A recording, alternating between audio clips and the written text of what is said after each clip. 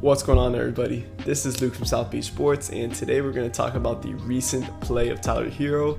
I have been very impressed about what he's doing since the trade deadline. He's taken major strides and major steps to becoming just a very effective and efficient NBA player, so I'm really excited to share that with you guys today.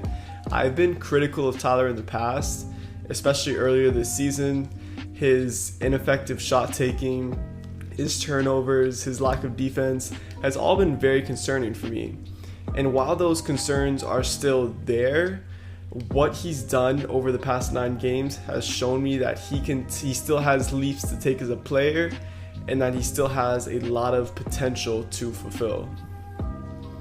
So before getting into the leaps that Tyler Herro has made over the last 9 games and what I expect of him throughout the rest of the season, I'm going to talk about the performance he had last Sunday in the win versus the Blazers and why that was one of his best performances of not only the season but of his young 2-year career. So to some box score watchers out there, Tyler Herro's performance on Sunday on the surface level does not look overly impressive. I mean, he finished the game with 14 points, 7 rebounds, 3 assists, 2 steals to go along with 6 for 11 from the field and 50% from the 3-point line at 1 for 2. So you may be asking, Luke, what's the big deal about this game? I mean, he had a pretty mediocre stat line to his standards. And you're right, I mean, he didn't do anything spectacular from a stat perspective, but his value on the court was absolutely remarkable. So his decision making on Sunday was just phenomenal. I mean, one of his biggest flaws thus far throughout his career has been, I would say, his inefficiency and his lack of drive and vigor, I would say, when attacking the basket. So we saw Tyler Herro take it to the basket, and when I mean take it to the basket, I mean these were straight line aggressive drives, nothing crafty or nothing with finesse. I mean, these were powerful, aggressive drives.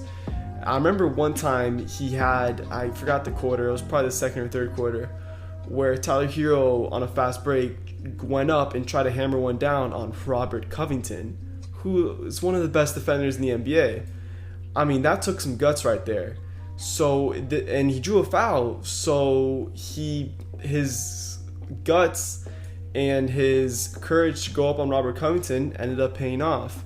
So hopefully Tyler Herro learns from this game that he could provide himself with so many more scoring opportunities if he settles less for inefficient iso ball threes and contested mid-range twos, and just takes it to the basket and tries to create contact and draw fouls. And I think a lot of this aggression will come over time, especially when Tyler Herro builds up his body.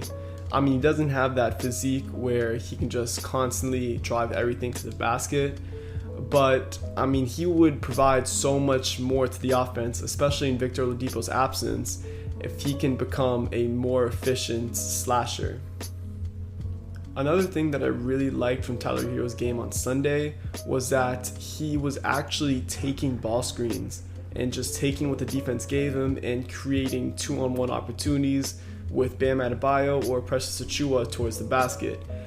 One of his worst habits that he's picked up in his short NBA career is that he constantly rejects not every screen, but he rejects a lot of screens, and defenders have picked up on this.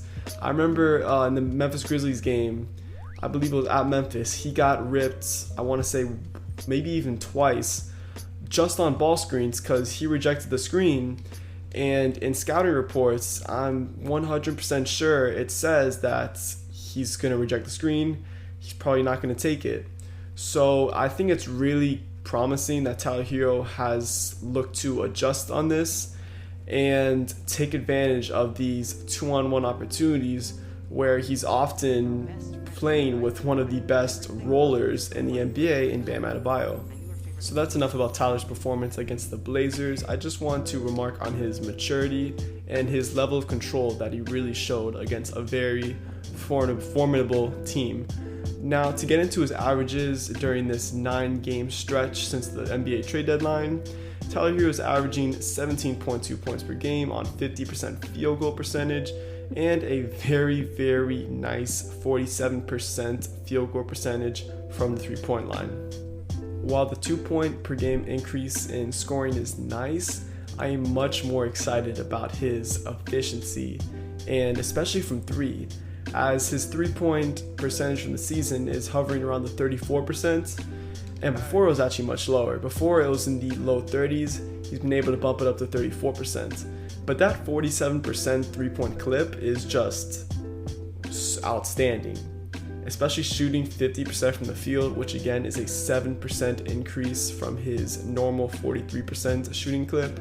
So if he can just provide this efficiency throughout the rest of the season, that would just be absolutely huge. And I don't expect him to continue shooting 47% from deep.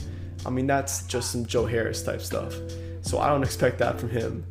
But if Tyler Herro can at least consistently average around the 38 to 40% 3-point percent range, then that would just give the Heat another consistent scoring option that they didn't have before. So just to recap, the Heat really need Tyler Herro to continue taking this leap from a streaky scorer to a reliable, consistent, and more well-rounded player if the Heat want a chance at competing not only in the East this season, but for the future, because I imagine that Tyler Herro is a huge component of the Heat's future plans. This continued development of Herro's game also bodes well for the potential of him becoming a reliable starter sometime in the future. The Tyler Herro at starter project unfortunately did not bode well for the Heat in the beginning of the year, but I guarantee you the Heat will revisit that project at another time in another season. So that's going to be it for today, guys. If you enjoyed today's video and if you enjoy content like this, please go ahead and like and subscribe, as that would mean so much for this growing channel.